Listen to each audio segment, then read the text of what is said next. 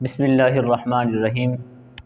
آج کا ہمارا موضوع ہے نماز کے فرائض کے بیان میں۔ نماز کے 6 فرائض ہیں۔ نمبر 1، تکبیر تحریمہ، اپنے ہاتھوں کو کانوں کی لو تک بلند کر کے اللہ اکبر کہتے ہوئے ہاتھوں کو باندھنا، یہ نماز کا پہلا فرض ہے۔ نماز کا دوسرا فرض ہے قیام کرنا، یعنی کھڑے ہو کر نماز ادا کرنا۔ فرض نماز اور سنت مؤکدہ بغیر کسی عذر کے بیٹھ کر ادا کرنے سے نماز ادا نہیں ہوتی۔ ہاں، اگر کوئی عذر ہے کہ کھڑے ہو کر نماز ادا نہیں کر سکتا تو اس حالت میں بیٹھ کر نماز ادا کر سکتا ہے، جیسا کہ اللہ رب العزت قرآن مجید میں ارشاد فرماتا ہے وَقُومُوا لِلَّهِ قَانِتِينَ، کہ اللہ کے لیے خشوع اور خضوع کے ساتھ کھڑے ہو جاؤ۔ اسی لیے قیام کرنا جو ہے یہ فرض ہے، بغیر عذر کے بیٹھ کر نماز ادا کرنے سے نماز ادا نہیں ہوتی۔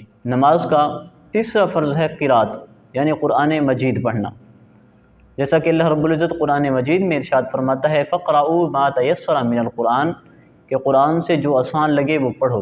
اور مطلقاً قرات کرنا یہ فرض ہے، اور سورۃ فاتحہ اور اس کے ساتھ سورت ملانا، کوئی بھی سورت ملانا یہ واجب ہے۔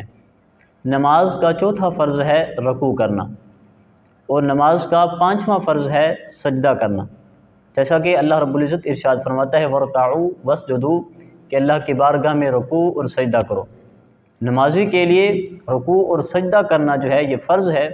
ہاں، اگر ایسا کوئی عذر ہے کہ رکوع اور سجدے کو ادا نہیں کر سکتا تو اس حالت میں اشارے کے ساتھ رکوع اور سجدہ کر لے تو اس کا رکوع اور سجدہ ادا ہو جائے گا۔